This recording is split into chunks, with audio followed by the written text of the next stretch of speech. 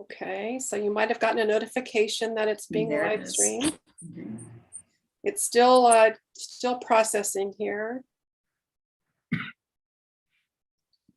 Okay, so I believe we may be live.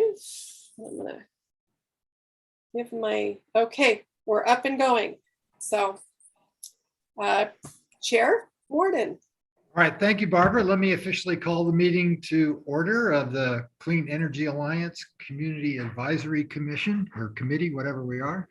Welcome, everybody. Glad you're here, and hopefully some other people will join while we're doing this. So let's run through the agenda and start with the roll call. And Susan, if you could do that. Certainly. Member Decino? Here. Member Haydu? Here. Member Kraus? Member Shade? Member Sweedler? Here. Vice Chair Mosier? Here. And Chair Warden. I'm here. Thank you. Thank you for that. So the next item on our agenda is the flag salute. So I think we have an electronic flag, right, that we do. fly. So I'll just kick it off and let's just go for it. Join with me. I pledge allegiance to the flag of the United States of America and to the republic for which it stands, one nation, under God, indivisible, with liberty and justice for all. All right, public comment. We are under the new modified format where people can now make a public comment live. So if there is anybody who is listening in or watching us live who would like to make a comment on an item that's not on the agenda, now is your time. If you want to comment on something that is on the agenda, we'll give you that chance when we get to the agenda item. So let me ask Susan, do we have anybody wanting to make a public comment? We have no raised hands for public comment. Okay. Then the regular agenda, and before we jump into that, let me ask Barbara or whomever, do we have an estimate for the length of this meeting so that people who are on it, I know some have time constraints? Yeah, we typically plan to be less than 2 hours, so to be off by 4. Okay. So anybody, depending on how much discussion and conversation there is, my presentations I'll generally run through, fairly quickly so that the meat of the time is spent with the committee discussing. okay, and there is a lot of meat on the agenda today, and I'm sure we'll have good discussion. If any of you do have time constraints and have to leave early, raise your virtual or literal hand when you get where you have to go, and I'll try to help you out. Yeah, Lee, you have something you want to say right now? Yeah, I mean, I have to probably leave like 3:30. Okay. Same here. Same for you, Al. All right. So we'll try to get at least get your comments before you have to go. So let's jump right in. Barbara, I'll turn it back to you for the overview of the Clean Energy Alliance expansion. This is all interesting, good news. Yeah. So I'm going to share my screen for the presentation. And yes, it is really good news. We have been, since Clean Energy Alliance was formed, we had a goal of expanding to our neighboring cities. And in fact, originally when the cities were, when Carlsbad, Del Mar, and Solana Beach were contemplating Clean Energy Alliance or forming a CCE, they were actually working with neighboring cities. And then at the end of the day, just those three cities moved on and moved forward. But now we have some of our cities joining us. So we have it's in two, I'm thinking about it in 2 phases. The first group are the cities of Escondido and San Marcos. And both of those cities, their city councils have adopted a resolution to join Clean Energy Alliance. They've also introduced and had their second reading and adoption of their ordinances to establish their CCAs. So they are on board and committed. They would be looking at an April 2023 launch. So we would begin serving them in April 2023. That timing is due to the rules of the PUC with regards to the steps we have to take before we can begin serving those customers their electricity. In the city of Escondido, they bring about 56,300 service accounts, about 538,000 megawatt hours of load, and it increases our retail sales by about 85%. So it is a very significant increase to Clean Energy Alliance. City of San Marcos, they have approximately 36,800 service accounts eligible, with about 352,700 megawatt hours of electricity load, and would result in a 52% increase in CEA retail sales. Now, those increases are independent. So if only one joined, if only Escondido joined, it's an 85% increase. So the net is a very, just about a doubling of our net retail sales. Barbara Al-Sweetler, is the board representation the same as regardless of the size of the city? Yes. There's no. So it's two. Was it two per city? There's one board member and an alternate. Okay. Yes. And every city has an equal vote. So there's no weighted vote in Clean Energy Alliance. Okay. Yes. Thank you. And each of those cities would also have two CA Community Advisory Committee members that they would be appointing. Okay. Clean Energy Alliance has already considered approving Escondido joining, and their board member will be sworn in at our special meeting next week, December 17th.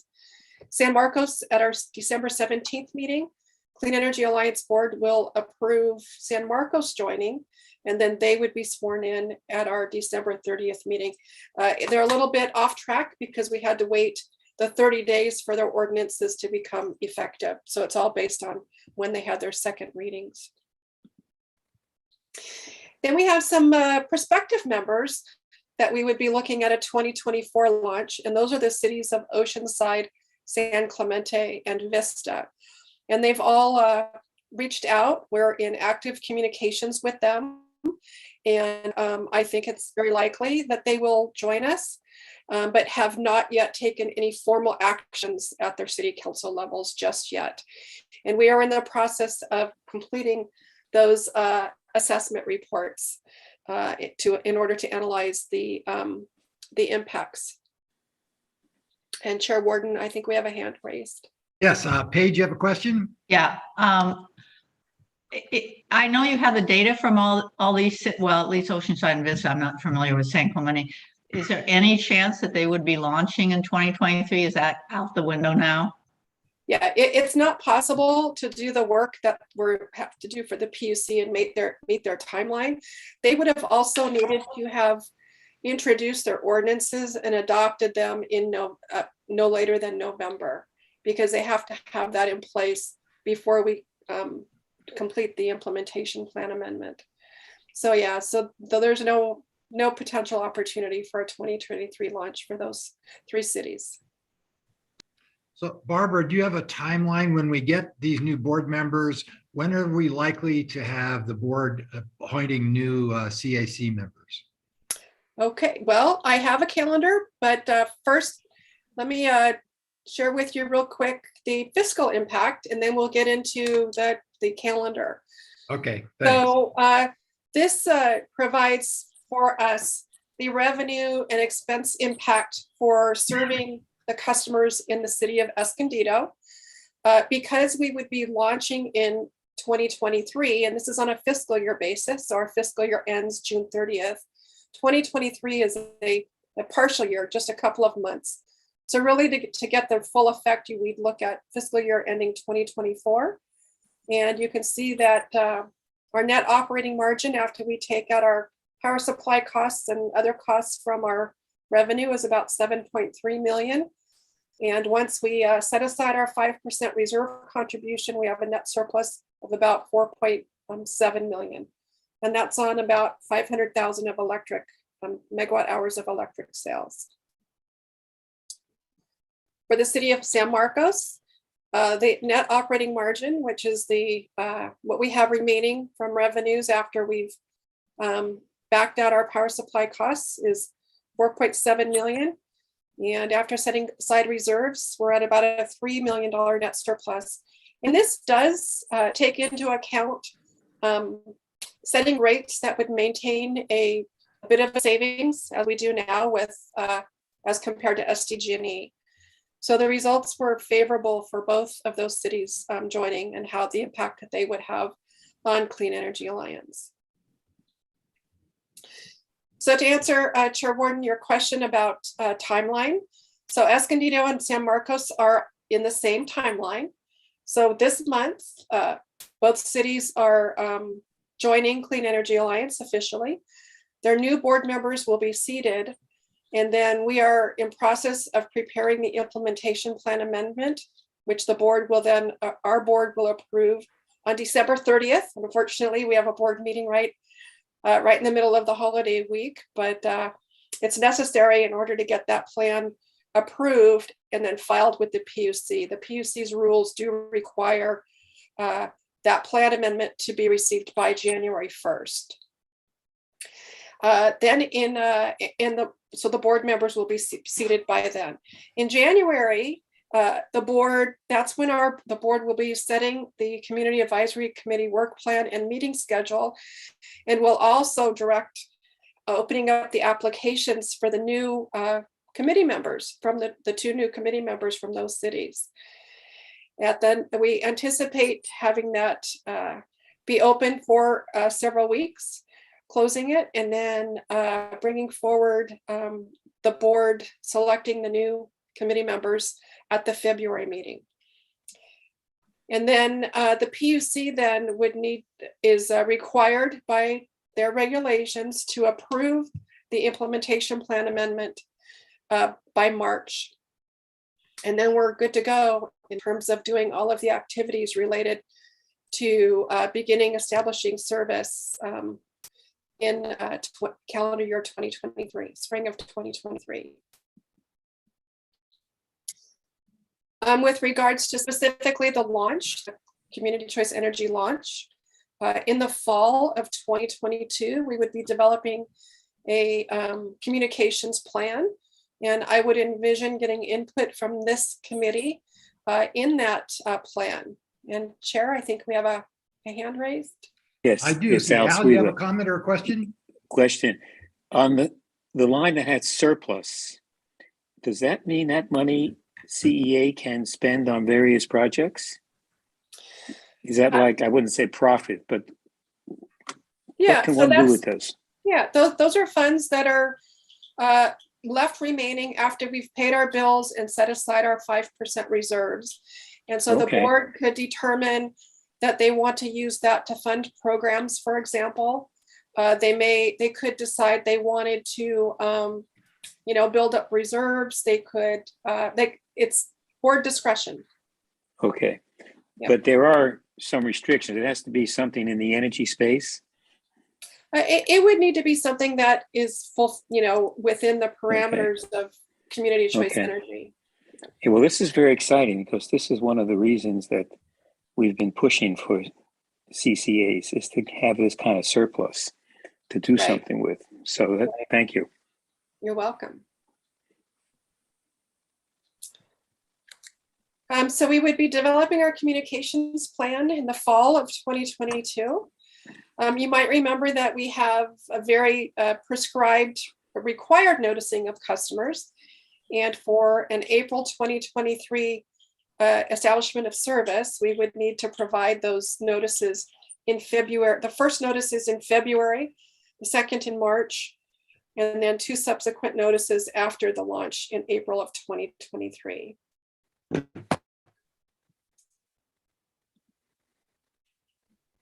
For the cities of Oceanside, Vista, and San Clemente, with regards to their 2024 launch, we would be looking at completing the assessment report, which provides us that type of detail that we were just looking at in terms of customer base and impact to the financials. Completing those assessment reports, bringing them to the CEA board for review in March, and then on to those individual cities as well. And then we would be looking to those 3 cities to take city council action to adopt their resolution to join CEA, and then their first and second reading of their ordinance that establishes a community choice energy program. And then subsequent to that, the CEA board would approve those cities joining CEA.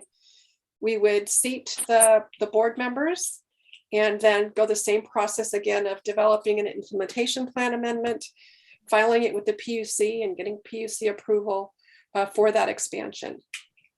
So they would just be on the same track a year from now. Barbara, I had a quick question. The 1 year lead time is primarily to assess resource adequacy using the 1 year data. Is there any chance that the PUC would shorten that period or look back 1 year, or is that unlikely to change? Yeah, I would say it's highly unlikely for the PUC to make any alterations to that schedule. And the reason is that as you mentioned, the resource adequacy is a year ahead process. So in April of 2022, going back to this timeline, once we have approval but from the PUC for Escondido and San Marcos implementation plan, then in April of 2022, we submit to the PUC a forecast of what electricity demand or service we're going to provide to all of our customers in calendar year 2023. And it's that load data that the PUC determines what then our fair share of that resource adequacy is. And so that locks us in to those commitments. And so that is a calendar or a timeline for the resource adequacy program that is not fungible at all. Thank you. You're welcome. So that concludes my presentation on expansion. I'll stop here for a moment and see if there's any additional questions or. Thank you for that, Barbara. Anybody have questions on this before we move on to item 2? I'm not seeing any hands, but let me just comment then. We all owe Barbara Boswell a big thank you. A lot of people worked on this, but really Barbara rowed the boat and carried the laboring oar and did the lion's share and all those cliches to make Escondido at the staff level and San Marcos really understand what we're all about and how this would work, and to get the support to have them join us. So thank you for that, Barbara. Barbara,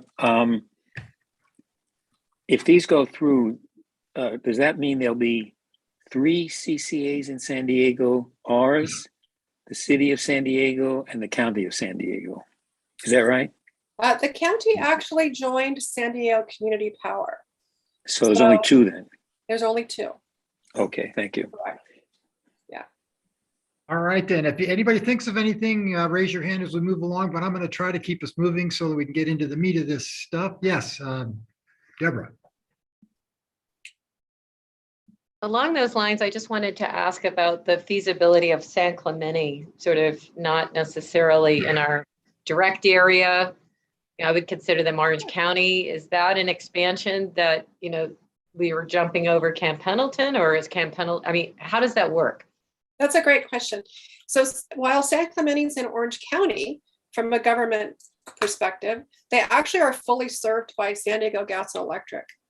So they're within our service territory. And so from that perspective, there's no issues with serving a community or a city that's outside of our county.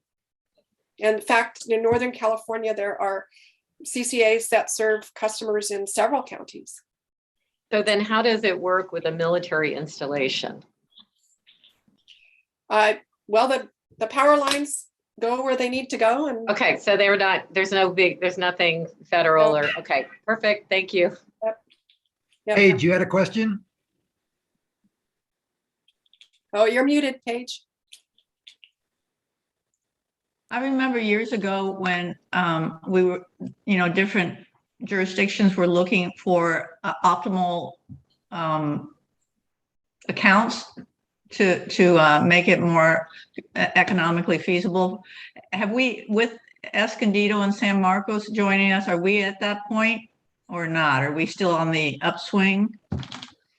So we were economically feasible just as we were with Carlsbad, Del Mar, and Solana Beach.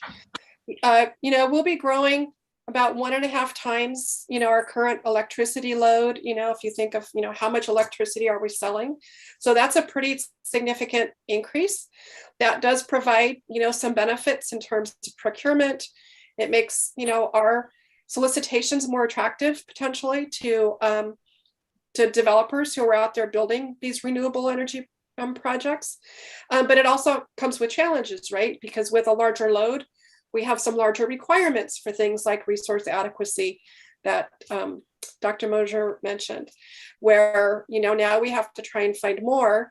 And our friends, at SDG&E hold a significant portion of that. And so we're going to have to work our magic with them and make sure that we can work together to acquire or procure whatever surplus they'll have, because they won't then need to keep holding all of that resource adequacy, because those customers, they'll no longer be serving those customers. So there's benefits and challenges.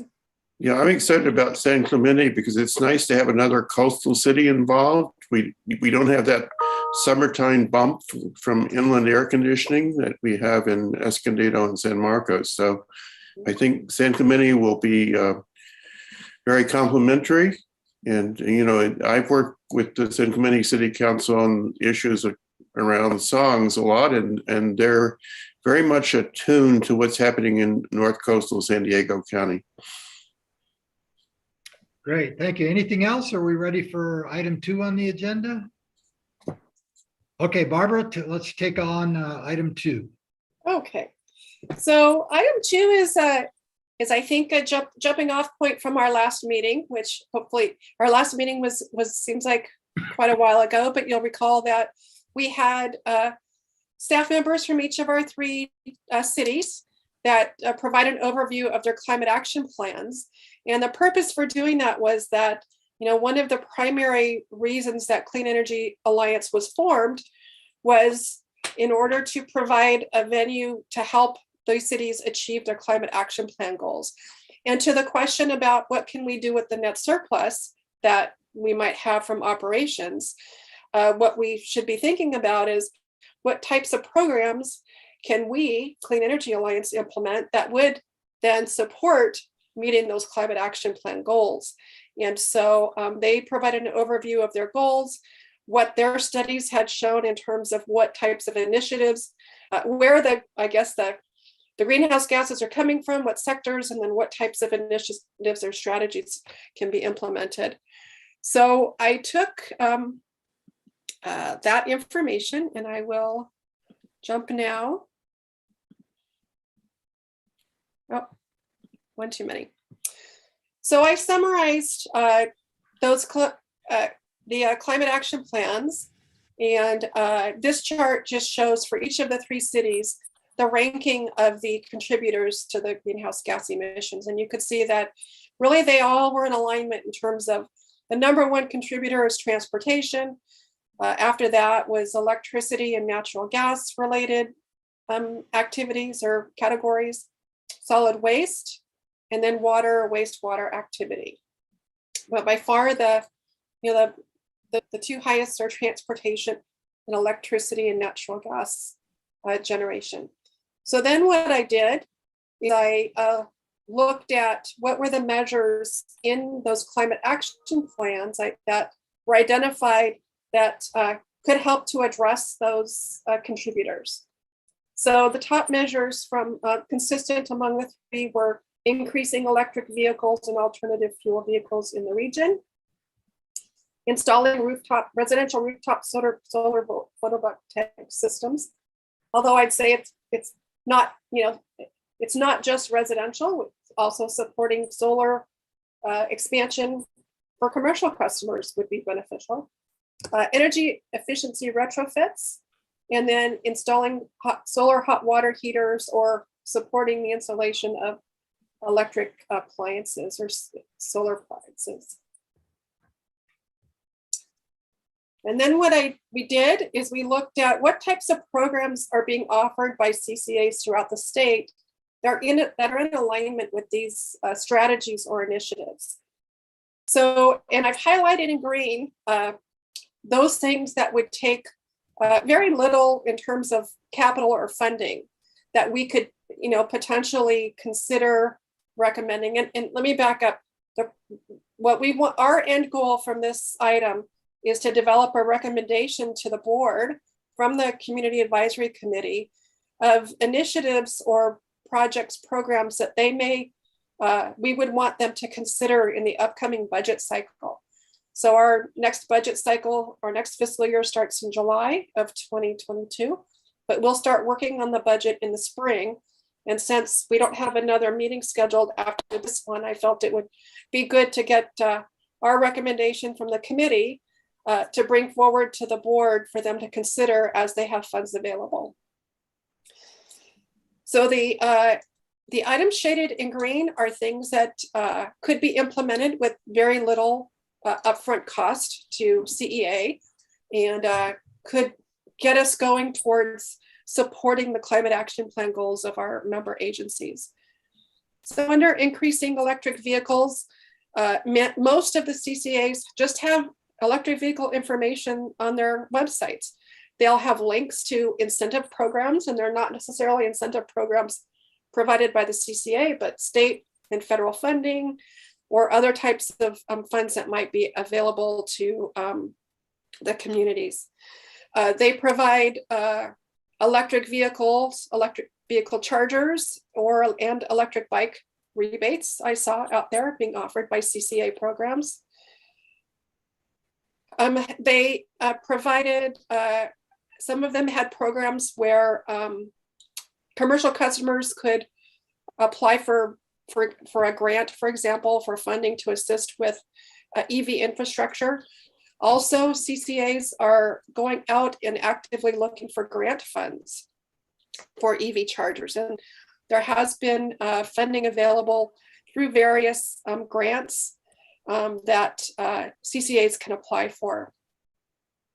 I've also seen where CCAs have partnered with local dealerships. So they may put together a marketing campaign, for example, that talks, highlights a weekend, for example, of maybe, we want to, put together some type of a marketing campaign and on our websites and in our social media, encourage people to go out and buy local and look at electric vehicles and buying their vehicles. Some have partnered that with rebates. So maybe they would have a period of time where over a particular weekend, if you go to our local dealer, so it supports the local economy, buy local, and then provides an additional rebate. In the area of increasing or supporting the expansion of solar, I saw where CCAs do offer new install rebates. So they would provide a rebate to their customers. They'd have to be a customer of the CCA for the cost of installing the solar system. Some also had programs to assist the disadvantaged community with installing solar. Some of them were no cost for eligible community members, and some were a low cost or provided an assistance package. I've also seen on CCA websites information about solar, putting solar on the rooftop, but also there's a company called Energy Sage Marketplace where someone can go on there and get a quote for a solar system, and that information was on the CCA's website. So again, something that we might be able to consider doing, helping to advertise for solar developers. So Chair Warden, I think we have a question. I see. Al, the floor is yours. You're muted, Al. This may be a little peripheral, and Don, you might have some opinion on this. If we encourage, and let's say you had the whole town theoretically have rooftop solar, that means they wouldn't be buying electricity from the CEA, right? And if that was the case, would that harm us in some way? Yeah, by reducing the load? Yeah, that's a great question. And, I think it would have to be a very significant increase in rooftop solar before it would put us out of business. Something that we've been thinking about is, where we might really see some a big incremental increases if we had some large commercial customers that went out and put in solar systems and batteries, and we're really relying on their systems for their electricity. And so we've been talking to folks, and we put out a solicitation seeking interest from the development community to put together a program where we would reach out to the commercial customers, and we, CEA, would put in solar and battery, but we would own it, and we would sell them the electricity. But it would be electricity that they would get the benefit of the renewable energy.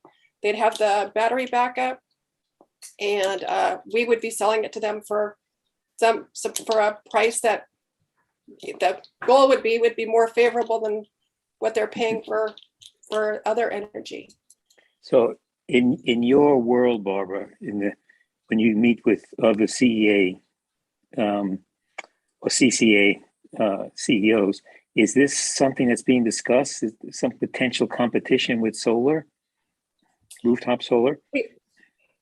So there are this program that I was just speaking about, which is targeted for commercial and municipal accounts, is something just getting off the ground in some of the Southern California CCAs. They don't see it as competition for solar because you still hire the same installers or same developers to install it. It's just who owns it. Is it the business owner that's paying for it, or is it CEA that's paying for it with an agreement with the with that commercial property that we're gonna be selling them the electricity from that system. Okay, something for the future. Yeah, thank you. Thanks, Al. Let's do Don and then Paige and then Deborah. I see all three hands up. So Don? Yeah, I was going to say that I think that increasing solar is not a threat to our bottom line at all. And one option is to do a feed-in tariff where there's a separate meter. Anybody with solar that's putting energy back on the web, that's purchased directly by CEA. So it's just an alternative local source for our energy supply. And if we have to pay market rates for it, that's great. But I don't see increased rooftop solar, either residential scale or commercial scale, being a problem. I see it being an advantage. Thanks, Don. Paige? Yeah, I was on a green home tour a couple months ago, and at one home, there was a nonprofit organization that was doing something similar to what you're talking about, Barbara, and I can't for the life of me remember them, but they were providing free energy via rooftop solar to these disadvantaged homes. There was a income component to that, and it was probably so I don't know. Is that something that you're? Yeah, I think you're thinking of, you might be speaking about grid alternatives. Does that sound familiar? I don't know. I'm going to have to look into that a little bit more. I'm sorry, I can't remember. Okay, so okay. There is a group that I know of. Their name is Grid Alternatives, and yes, that's what they do. Okay. Deborah.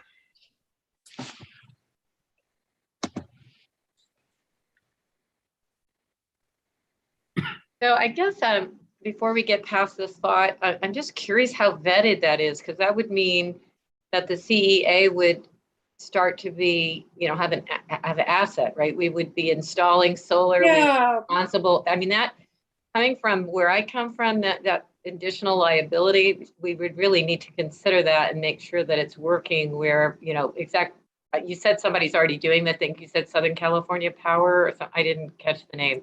Yeah, so we wouldn't I have lots of questions about that. We wouldn't actually own it. We would be the person contracting to put it on. We would be buying it from the person the company that still owns and is responsible for maintenance. But then we would resell that electricity. So instead of the business person going out and entering into a contract with the solar developer to put it on, we would be doing that. But yes, we certainly don't want to be responsible for maintaining solar panels and that sort of thing. Let's just put a Yeah. pin in that one. That's an intriguing option, Okay. but it's got complexities and I don't think it's on the list. Let's let Barbara get through the rest of these and then we Okay. can go back and Sounds see good. which ones you all like. And this is certainly not, this is more meant to spark your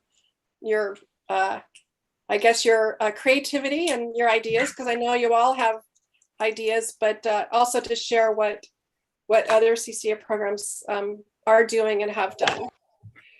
In the area of energy efficiency, one benefit of a community choice energy program is that we can, separate and apart from the utility, apply for energy efficiency funds through the PUC. These funds, our programs would not replace what SDG&E offers. It would be in addition to, so our customers would still be eligible for their programs, but then we could offer programs that are then paid for through these funds. There is a specific process, as you might imagine, to go through to apply for these funds, but that's certainly something that we could recommend to the board that they prioritize that we do. CCAs also put rebate information on their website. So they'll actually advertise the utilities rebates, and not only the electric, but the gas, in case there's gas rebates from the gas company. They'll put those rebate information on the website, or if there's rebates through the air quality management districts, for example, they'll pull everything together in one place for customers to find instead of having for them to search different places. I've seen where CCAs have developed pages of things that are more DIY. What can I do to improve, energy efficiency in my home that I can do myself? So they'll put, cute little information about simple projects or things that they can do to improve the efficiency in their homes. Also, have seen where CCAs have partnered with their local regional energy networks, and I know also known as RENs. And I know that we have that here in San Diego, and there's been talk recently, although nothing has come of it just yet, of reaching out and starting to talk about how we can partner together and take advantage of energy efficiency funds. So going back to the funding from the PUC, the regional energy networks frequently have access to those funds and could help us to tap into those much more quickly. In terms of solar hot water appliances, efficient appliances, again, offering incentives or rebates, including other home electric appliances such as the induction cooktop that I know, Paige, I think you have been very active in that area. And then information on retrofits on the website with, what it might take for someone to change over their house from gas to electric, for example. So those are just some sample programs that we found. So I heard Feedin Tariff was mentioned, and that was one I actually did put on the slide here that, in addition to that, just overall supporting local renewable generation. And we can do that through offering a feed-in tariff. A feed-in tariff is a special program where someone who has the property to build something that would generate more electricity than they're using themselves, they could in essence sell it to us, and that could become part of our portfolio, and we would have a rate that we would be buying it from a particular rate. So I'll stop here. Our goal is to hear from the committee on what recommendations you might like to have us as a group take forward to the board. So, Great. I see lots of hands. Let's see what you like that you've heard, and if there's anything else that you think we should be looking at. So let's start with you, Paige. You're okay. First, I have a question for you. SCG&E currently has a lot of rebates for a number of things, like heat pump water heaters. And that money comes from the state. So are we going to be taking over those rebates? How does that work? SDG&E still does it? Yeah, SDG&E continues to offer their same programs. Okay. If we were to apply for to become an administrator of energy efficiency funds, again, that would be in addition to what SDG&E is offering. So it wouldn't replace them. It would just be additional funding and programming that our customers could tap into. All right. And the other thing is I'm really involved in building electrification. So in addition to solar hot water, I'd advocate for incentives for heat pump water heaters and heat pump space heating. But in addition, up in the Bay Area, they have a Bay Wren that you're probably familiar with. And they, one of the benefits from there is that people can find contractors that are knowledgeable in installing those kind of appliances, which is kind of hard to do down here. There aren't that many plumbers and electricians that are doing that yet. So that's another resource for customers to be able to use. So I would advocate for the Wren network that you're suggesting. Thanks. Thanks, Paige. We'll come back to you later if you have more. Don, you're up next. Yeah, I went through the exercise of reviewing what other cities in California have done. There was a couple of years ago, there was a community energy challenge nationwide for small cities. And the top 4 out of 5 are in California. The top city was San Luis Obispo. And they won because they had adopted a building electrification ordinance. They have a CCE where they heavily advertised 100% clean energy. I think the uptake of clean energy, of 100% clean energy, was very high in their community. They have an outreach building policy for both commercial buildings and for the SLO campus that incentivized solar and efficient energy use and water use. So there are a lot of things in that plan, but building electrification is tops. I would also emphasize getting ready for the onslaught of electric vehicles. We need a much better charging infrastructure, and I'm hoping that the feds will finally pass the bill to help fund more charging stations. There are currently 24 electric vehicle options for sale in the U.S. in California, and that's likely to double in the next couple of years. And the charging infrastructure, particularly for fast chargers, is really lacking. So I think if we want to get people into EVs, we need to get fast chargers out as rapidly and as many as possible. Remember, transportation is the big greenhouse gas emitter, and if we can get more electric vehicles and fewer vehicle miles traveled accomplished in the next few years, that's the only way we're going to make a big difference. Building electrification and tighter energy codes is the second biggest target. So let's put our money where we can have the biggest impact. Thank you for that, Don, and we'll come back to you if you have something else later. Lee, you're up next.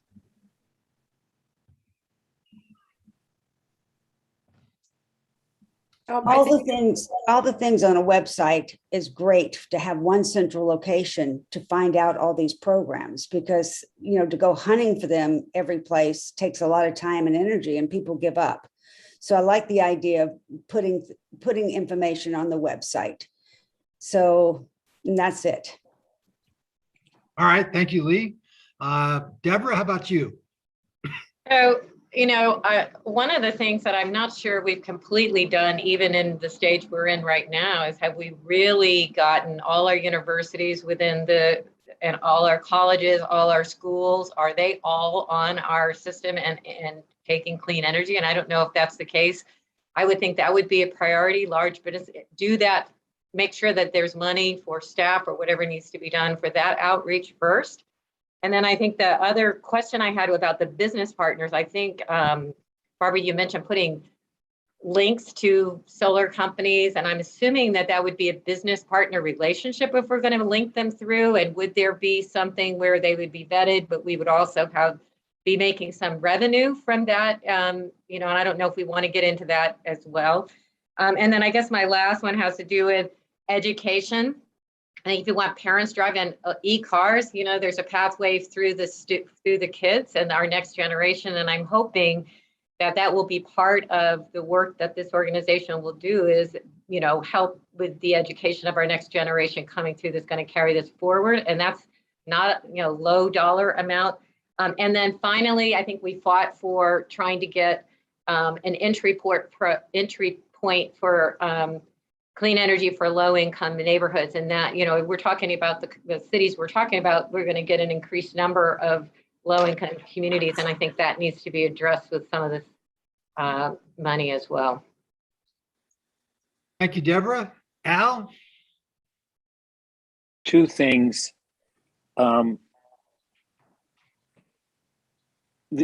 We haven't banned the use of natural gas for new construction, have we? We've talked about it, but has that gone into effect? It depends on the Anyone city. Encinitas adopted an ordinance for all electric and new construction. Solana Beach did one, on new construction, but not for cooking. And Del Mar, we're looking at one after the first of the year. Okay, so I'd like to have that brought up again, or be one of our recommendations. All right. Because, and the other thing is, everyone knows that Charlie opened at UCSD last week. And turns out all the students have free passes on the transit system. That's thousands of students.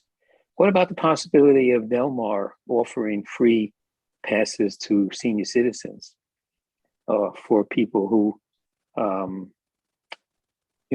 might not avail themselves of the trolley and the bus connecting to the trolley?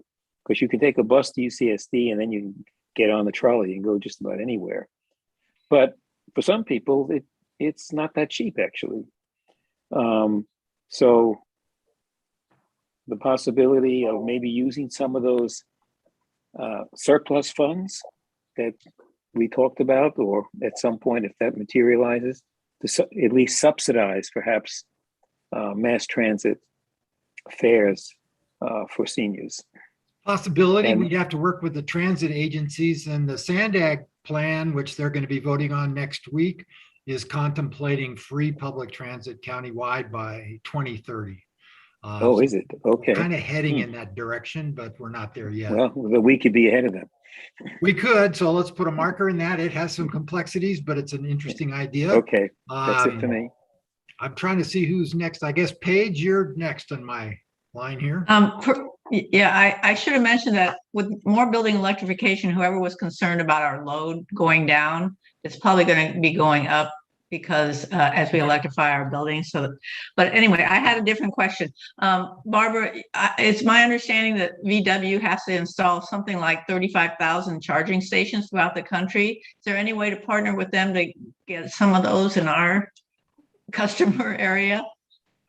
Yeah, they actually had there was an application window not too long ago where the developers could partner with local agencies for applying for grant funds.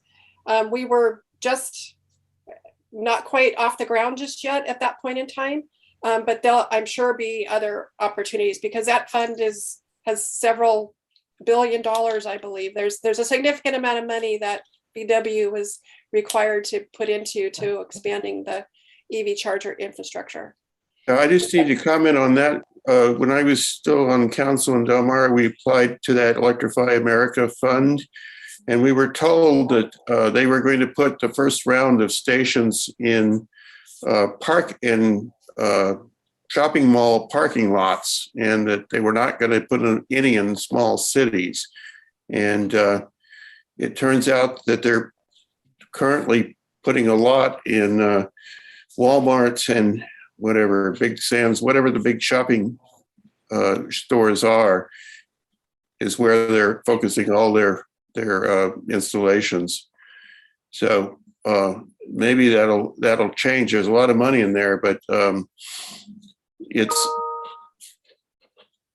it's really a scam. I want to make it clear, because they're building all these things, but they're actually getting revenue from them. And so they're going to break even on this huge investment in 10 years from the revenue they get from these charging stations. So it might look like it's free now, but it's not free in the long run. Thanks for that, Don. I think this is another one we put a pin in. It's appealing to do EV charging promotion, but it's a complicated world. There's money from a variety of sources. They're expensive and lots of complicated issues. Deborah, you're up next. I just want to make a quick comment about Alan mentioning the free rides for the student. I have 2 students at UCSD, and I'm certainly paying for that adventure on the trolley system and the bus system. It's embedded in the student fees. So I'm only saying that because there may be some way that we could tack on a small charge I don't know, something like that to generate income if we really were looking to subsidize transportation for some of our citizens, because clearly parents are paying for that. Thank you for that. Al, back to you.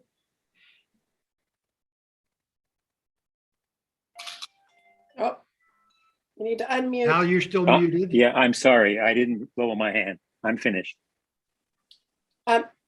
And Chair Warden, before you finish, it looks like our committee member Kraus has a question, but we also have an attendee with his hand up. So when you're ready to take public comments. Okay, let's, Seth, you've been patient. Let's hear from you. And then somebody else had a hand up too.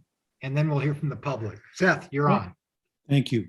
I had a couple of comments. One has to do with, we hear a lot of in media about carbon footprints and carbon credit trading. Are we invested in that at all?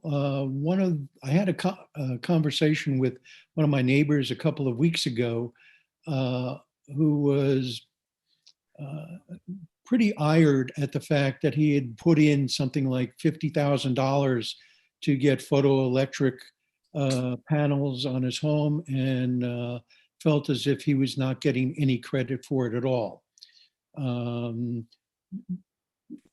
I recognize that a lot of that is reserved for industry and commercial partners, but is any of that going to trickle down to individual consumers? Barbara, you want to take a shot at that? I wish I had the knowledge about that. I'm going to put that on my list of things to research, because I have to say I'm not that familiar with carbon credit trading.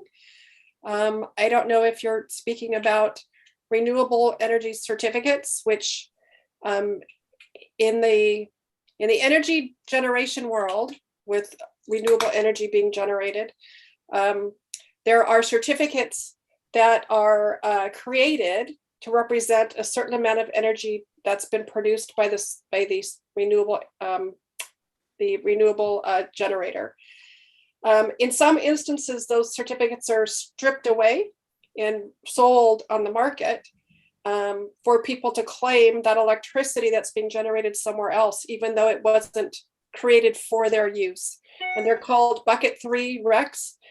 Our JPA does have language to say that we are to avoid the use. It doesn't prohibit the use of RECs, but to avoid them, because we really want to see the expansion of new renewable facilities being generated with our dollars, and to the extent possible, we want to do that.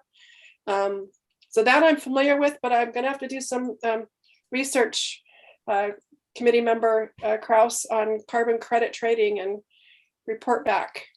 Right. I think it might be a valuable marketing tool if we were able to tap into that, because I don't know what the value is or if it has any frangible value at all. But, it was an intriguing conversation. The other comment I had was to do with the comments about retrofitting, particularly with solar energy for heating and so forth. I put in a solar electric array on my home about 4 or 5 years ago. It's basically paid for itself this year. My bills used to be about $600–700 a month. My true up period is in 2 weeks, and I expect to pay about $900 for the amount of electricity that I didn't self-generate. But having said that, I have absolutely no room whatsoever left to put in any more solar panels, whether for heating water or adding to my electric generation. So I just wanted to put that information out there that, you know, I'm not sure what the numbers are, but my guess is that a lot of people who've invested in solar electric have pretty much maxed out the available space that they have to put panels in. Thanks for that, Seth. I have some comments on that, but Paige, if you don't mind hanging on, let's see, we've got somebody or somebody's maybe patiently waiting on the phone for public comment. Let's take them. Okay.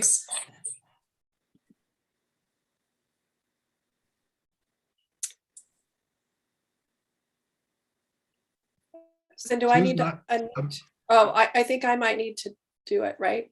You need to unmute. Barbara. Okay. All right. Mr. Howard. Hi, everybody. First of all, thank you all for doing that community work because it's extra. Rob Howard, I'm an Oceanside resident, but I've been following this for quite some time. I've spent over 30 years in the utility industry. I actually was a nuclear operator at San Onofre, and I track energy and work in that consulting in that area. I just wanted to, I heard some hints around it, but I just wanted to put out to you, because I'm expecting Oceanside to be a part of your organization soon, that you be deliberate on a couple of areas. One, in your community development, you have an opportunity to do what the big utilities haven't done, and that's invest in training when you start talking about these projects that you want to do in those communities. If you're doing some low to moderate income housing, you can have energy efficiency items. You can have not just solar, but the battery storage is new. And there's also the technology around the hydrogen fuel cell energy. There's a lot of ways you can do that, but the basics are the same. You need to be able to have your connections done right. You need to understand electricity. That's the training that can go between our community colleges in our area, and also working with different trade groups so that young people have this opportunity. If we're going to make this change about energy efficiency and protecting our environment, we have to go beyond just thinking about our environment and trust that environmental justice is how we make the difference, and we broaden the group of people who will actually take this on. Young people are going to be the ones to push and make this happen, but young people also need to be able to pay rent. They need to be able to have jobs. They need transportation. So as we're doing all of this, I would just recommend that we be deliberate about asking the question, how are we including everyone else into this conversation? And so when we start talking about the chargers, when we talk about all that, the question is, are we helping our community by making those things happen? And there also, and lastly, the area about the grants.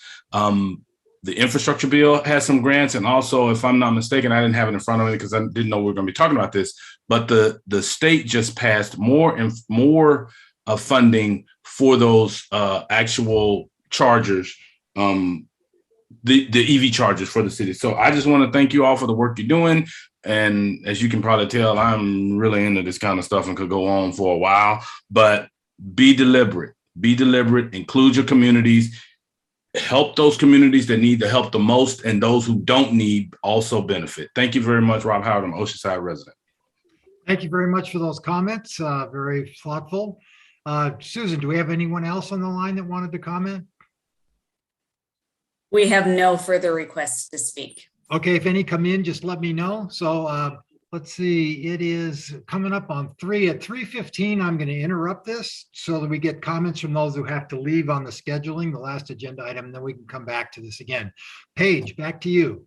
Yeah, first of all, I appreciate Mr. Howard's comments. I think that those are really important. And as I said, that a lot of for heat pump water heaters and that kind of thing, there aren't very many plumbers that know how to do that. So training would be great. But I wanted to mention, because on the last slide that Barbara showed, you talk about other local renewable generation projects, and I've mentioned this to Barbara before, but I just wanted to reiterate that Merkel Reservoir property in Carlsbad could be a potential early partnership with the city or our Carlsbad Water District for a solar farm.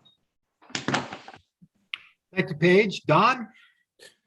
Yeah, I want to mention two things. The fairgrounds is trying to build a large solar array, and that would be the second local generation source if Merkel Reservoir goes forward.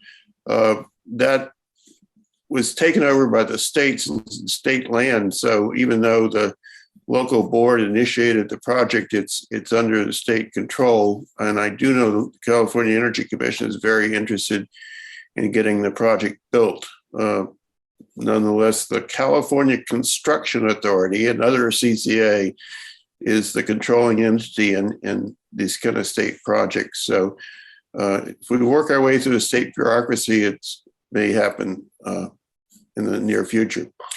The second thing I want to comment on is the city of Del Mar got a grant that was issued to Del Mar Community Connections to promote solar installation on low-income houses in Del Mar. You may be surprised to know that 16% of our population is in the low-income category. And we hired a consulting firm to help us go out and interview people, try to get them connected with incentive programs. And we got a lot of negative pushback, except for installing LED bulbs. And it was because many of these seniors had robocalls from solar installers, and they assumed that the city of Del Mar was just a front organization for these solar installers. So they didn't like what we were trying to sell.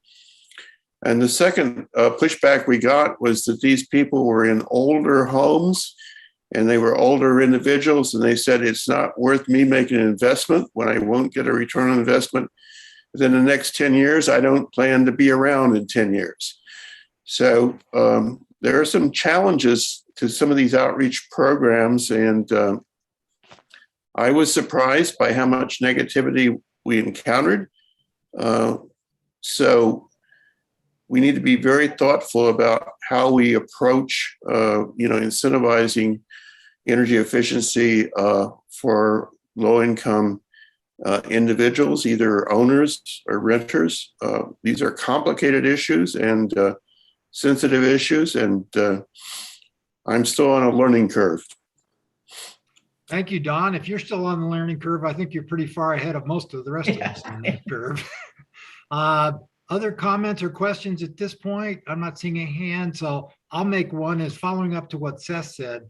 One of the things I've always thought would be a great idea would be if we could facilitate, subsidize in some way, or perhaps do them, small solar projects on public property over a parking lot or whatever, where local residents and businesses whose property is shaded or for whatever reason they can't do local solar could tap in and have access to solar that way. And I'm not sure if that's what we would call a microgrid or whether that's something else. But I would put that on the agenda list. Anything else? I think that's Sorry, called, go ahead. I think that's called community solar projects. Is that? So, yeah. Yeah. So you identify a location and a place, and you have people subscribing to that project. And once you get enough people who are willing to sign on the dotted line, you get it built, and that's where they get their energy. And do you know, could we do that on our own? We wouldn't have to go through that other state CCA, would we, like the fairgrounds is? Since I'd have to defer to a technical expert on that. I don't believe so, because it would be a smaller scale probably than what the fairgrounds is looking to build. But there's always hurdles, right? There's always processes and hurdles. There always are. Everything is more complicated than we wish it were. Paige, I see your hand is back up again. Yeah, I'm sorry, I asked a lot of questions. Somebody asked me earlier today about whether or not our customers can help fund any of our energy projects. Is that possible? By making donations in, Well, I'm not thinking it, I'm thinking more in terms of, well, they could be donations, but I'm thinking more in terms of investment. sure. I mean, we would certainly be open to talking to, if there was an angel investor, for example, or, someone in the community that's interested in investing in a project that we may, I think we'd be open to talk to anybody and see what we could work out. Okay, thanks. Great. Let me try to summarize, if I can, what I've heard so far, and you guys can correct me and amplify. I'm hearing a lot of support for the sort of various information programs that seem like fairly low-hanging fruit, things we can put on our website to explain things to people, to put them in connect them with other programs and subsidies that are available. Seems to be a lot of support for that, pretty easy to do. There seems to be a lot of support for facilitating EV charging in some way, recognizing the complexities of how to do that.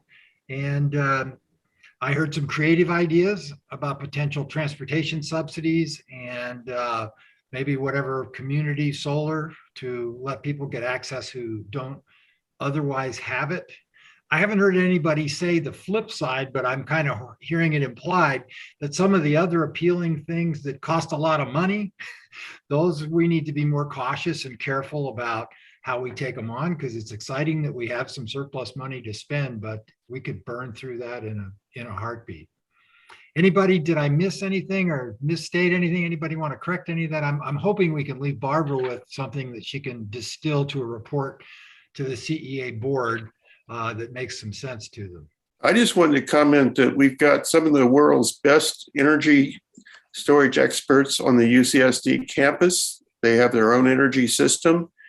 And Dr. Dave Weil is there, I know. And so I would highly encourage the CEA to build a working relationship with UCSD and take advantage of their knowledge. And, they even have, projects where they use old volt EV batteries for energy storage devices, and then the project's finished and you can haul off their trailer and have your own battery storage. So it's a local resource. It's one of the best in the nation, and I think we should take full advantage of it.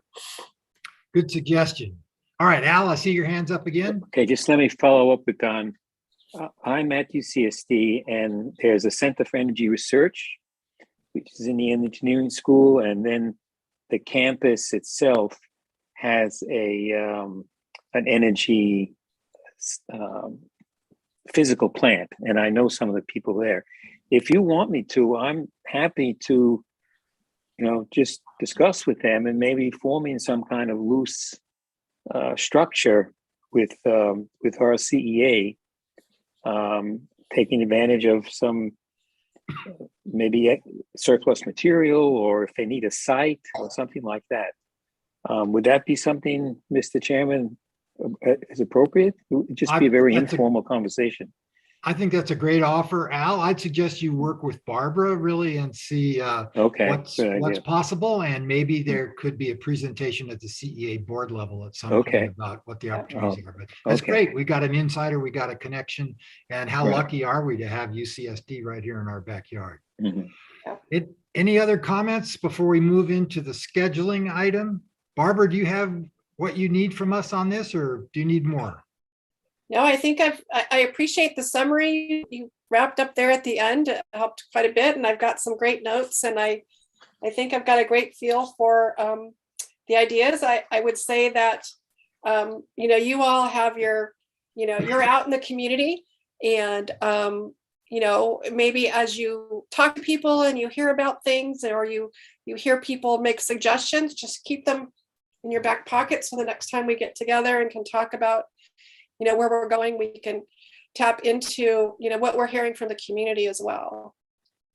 Okay, great. Thanks, everybody. I think that was I didn't hear you say anything about education and outreach, so I just want to make sure that is on the table, because we are the next generation. We are not the generation coming up, not in this room at least, And I just really think that if you know, some of those resources have to be put toward education. So I hope you got that written down. I didn't hear it in your summary, so just want to. I should have Okay. specifically mentioned it, and I would include education and outreach and the training aspect that Mr. Howard was talking about as part of that. All righty, any final comments on this? Al, your hand's still up? No, thanks. Gone. Okay, Barbara, let's It's down go now. to the next item, scheduling.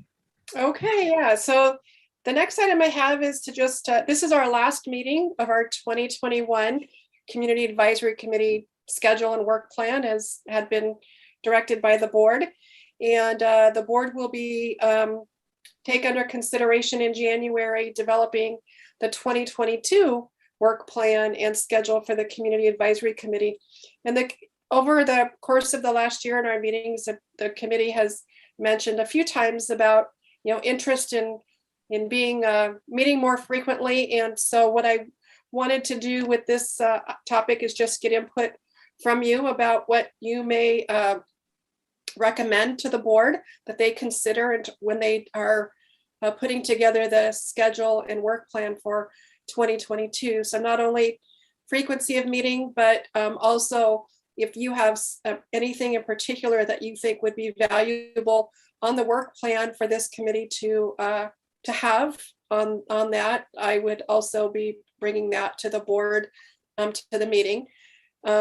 And I'll remind you that with our 2 new cities, we'll have 4 more members. So our board, our committee will be growing. And so in 2022, we would be bringing those folks on in probably in March, based on the schedule.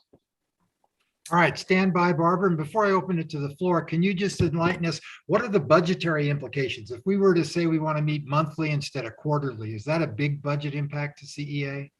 Because that's where I anticipate we would get pushback. Yeah, so that's a great question. Currently, we're virtual, so we don't have to worry about what location are we in? Do we have any expenses? For example, if we were to, you know, have to use the council chambers from a city and then have to reimburse that city. So we're really operating on a pretty low budget at this point in time. I would say for purposes of this exercise, I'd rather the board hear from the committee on what they think would be beneficial and would be, you know, what you would want. And then we can wrestle with then, you know, what does that mean? And the board can then work it into their priorities. Fair enough. All right, Deborah, your hand is up. I just wondered if you could remind us, I know we're on there's a staggered cycle for each of our cities, and some of us are off 1 year and then on, you know, is anybody rolling off, or was that extended because of COVID, or are we replacing members this year in 2022? No,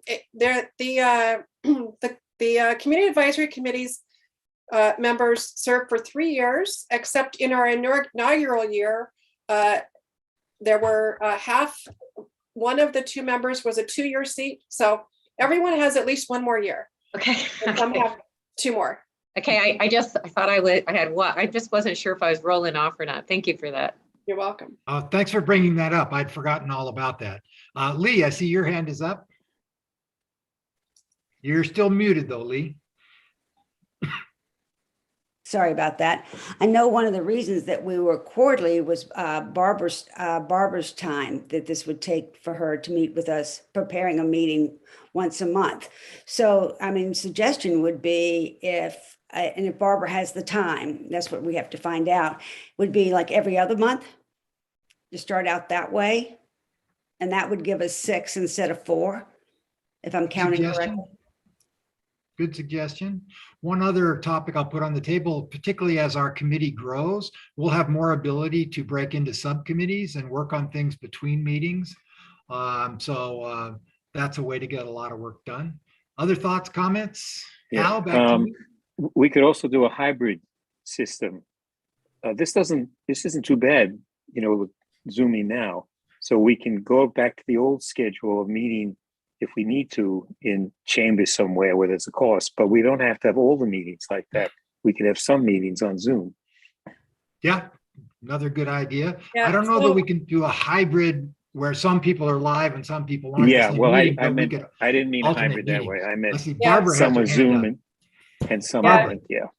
I will put out there that this committee must follow the rules of the Brown Act.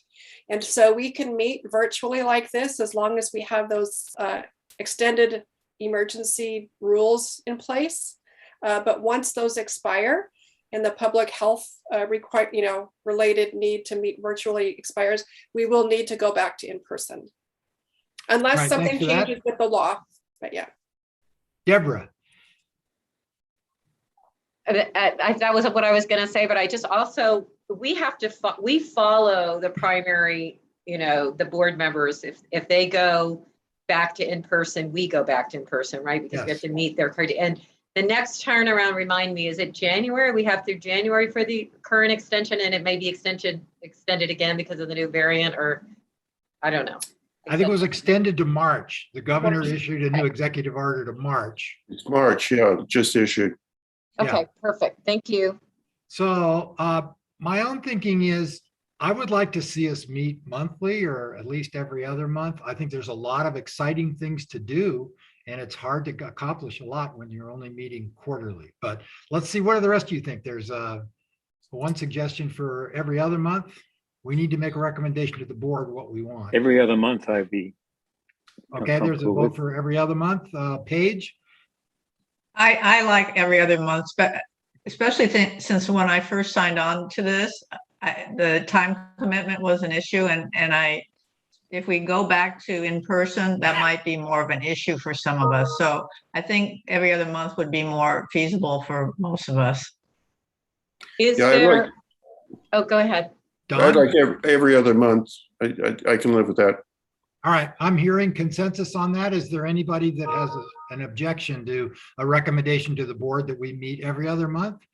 My only question is, if you establish that as a meeting, but we have some big project or some big work, how difficult is it to add a meeting in between if it's needed? Is that a difficult thing? It would have to be on the CEA board agenda, but they meet every month. So if we were a month ahead, we could do it if they were willing. But that's an opportunity where if we divide it into subcommittees, they could meet weekly or however often they wanted. So I think we could keep the work moving. Well, I guess I would vote for every other month unless I can see what the work we're trying to do, which justifies the once a month. I would need to see the work plan and whether that Yeah. once a month would make a difference. Okay. Fair question, and we're in a bit of a question mark zone in that we're going to have a bunch of new members from San Marcos and Escondido, and before we really know what our work plan and our direction is going to be, we need to hear what they want from their communities. Well, and we need to be clear with those new members what the time commitment expectations are. Right. So here's my suggestion. How about a recommendation that the board authorize us to meet every other month, and that we revisit that schedule if and when we go back to in-person meetings? That's fine with me. I really like the idea of getting work done in subcommittees, because then you don't have the Brown Act restrictions, and they can come back and report to the full advisory Right. committee with a work product that's laid out in detail. Okay, then I how second about, Don's motion there, Well, it's not a motion, it's a suggestion. yeah, I'm suggestion. looking for consensus here, and so Barbara can just report the consensus, and I'm hearing consensus every other month, and support for us establishing subcommittees to work in between meetings. Let's put that on the table in case the board for some reason doesn't want us to do that, but I think they will. Is everybody okay with that? Yes, it'll also be easier to meet in subcommittees once we get more members. Yes. Yes, I mean, right now, for example, the CEA board can't meet in subcommittees because there's only 3 of them. And a Yeah. subcommittee of 2 would be a quorum in violation of the Brown Act. So they'll be able to start meeting in subcommittees too. So just, Hey. I'm not familiar with how the restrictions on subcommittees, they can set their own schedule and meet whenever, is that correct? A subcommittee that's less than a quorum can meet outside of the Brown Act, meaning you can meet in somebody's house, at the coffee shop, by Zoom, and no agenda has to be posted. basically you can just meet and chat and do things. And the way it works efficiently, as Don was saying, is let's say we're meeting every other month and we say promoting this aspect of EV charging is something that's really important to us. And we have a subcommittee that works on that. They maybe meet 2 or 3 times and then they come back at the next meeting and report what they've got. So the decisions and actions all happen at the full Brown Act committee, but a lot of the work gets done by subcommittee. And that's a model that's worked for lots of agencies and can be pretty easy and pretty efficient. So unless I hear an objection, let's authorize Barbara. Can you just report that to the CCA board that the unanimous recommendation from this group was we meet every other month, and we're informing them we plan to set up subcommittees and utilize those as well, and that we would like the schedule to be open to being revisited if and when the CEA board determines it's time to go back to in-person meetings. And the reason there being that that's going to impact people's schedules and availability, perhaps. Yep, we'll include that in the report. And Chair Borden, you actually report out to the board at their next meeting. So you can help with that, communicating that. All right. If you help me remember it between now and then, I'll be happy. It's a deal. It's a deal. All right. Anything else on this topic? Just to ask, open it up to see if there's anything that any of you have in mind that you would like the board to consider to add to your work plan. And not meaning to, the board will likely take some of the information we provided them on programs, and they may turn around and push it back to the committee to help with developing, policies or implementations or that sort of thing. But if there's anything that's, something that you've thought of that you thought would be good for the committee to have as part of their work plan, I'd like to take that forward to the board as well. Yeah, good question. All right. I'd like to suggest that we work on the outreach to new customers in Escondido and San Marcos, and really emphasize the different products that CA provides and the huge advantage of selecting 100% carbon-free, 100% clean energy. I think that outreach wasn't strong enough for the initiating 3 cities, and I think many customers, you're so constrained on these little cards you send out following the PUC rules. We need to amplify the messages and make those choices clearer, and the advantages to the cities clear during that enrollment process. Great. How about Important point, holding Don. some workshops in those cities, Don? Yeah, I think Barbara had on the schedule somewhere in the fall is when we'd be rolling out the program. Is that right? Where'd Barbara go? I'm here. Yes, that's right. So yeah, I think that's I love that idea. And I had on the schedule just to develop a communications and outreach plan. And I think this group at that point will have committee members from those cities. And I think as a group, come up with having experience. Yep. I think that'd be great. Deborah, you've been patient. Yeah, I along those same lines, I'd like to see where we missed in our first round. I'd like to know our big users who did not sign up and didn't select those 100% renewables, and how we can outreach to them to get them to change. Now, I can tell you school districts are just hurting with SDG&E because you can't predict the rate, but you have a fixed budget as you start out, July 1. So they're very anxious to be part of this. And, I just would like to, before we go to the next thing, I'd like to know where we messed up the first round. Who did we miss? Where are the pockets in these communities where we didn't get the rates or the numbers that we were expecting, and learn something for that we can take forward. I know each city is going to be different, and they're going to be very unique, but I do think there's something we could have learned, and I haven't seen an audit. I just know we have numbers, but I don't know who they are. I don't know, did we miss all the businesses? Did we miss private owners? Did we miss in the low income areas? Don't know. I would love that. I think it's something we could get our teeth into and really try to make a difference moving forward with our next city adoption. Great point, Deborah. Thank you for raising that. I think that's very valuable. Let me ask Barbara, does San Diego Community Power, do they have an equivalent advisory committee to us? They do. Yes. Yep. Would it be valuable for us to recommend part of our work plan for us to establish a relationship with them? Yeah, I think that would be great. Yeah. Yeah. Okay. I know someone on that committee, and I know that they were pretty aggressive in setting their own work plan. So they're a pretty pushy group, but that's good. Well, and we're very gentle, but I think just even if it's just information sharing, when we're reaching out to people, we're going to get questions about what are they doing, and it would be nice if we know. Yep, we can certainly invite them to come to our meeting and provide an update on things that they're working on. And Yeah, yeah. maybe we'll do that at some point. And they do meet every month, by the Yeah. way. All right, Deborah, your hand is still up. I'm not sure if you got another question. Okay, well, thank you. Some of you have to leave, I guess. We're coming up on 3:30. So thank you for hanging in. Any final comments from Al or Lee before you ride into the sunset? No, I think I'm going to stay a few more minutes, but no comments. All right, Barbara, do you have what you need from us? Do we need to take on anything else? I have everything. We've completed the agenda, and I have great input, and I appreciate the committee member for the last year, hanging with us and getting off the ground our inaugural year and getting us through launch. So I appreciate all of you and look forward to 2022. Thank you, I Barbara. have one request. Barb, Yeah. as soon as you get the schedule for this committee, could you send that out to us? Because Yeah.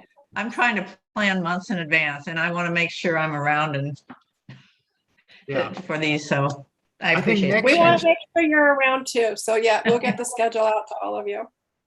Next year's going to be fun. I feel like this year, like a runner sitting in the starting blocks, and my legs are starting to cramp. And I think next year we're going to actually bust out of the starting blocks and start doing stuff that's going to really be fun. So thank you all. We are finishing early, which is always good. And we'll see you all next time. And thanks for participating. Whatever that is. Thank you. Thank All you. right. Bye. Bye, everyone. Bye. Bye.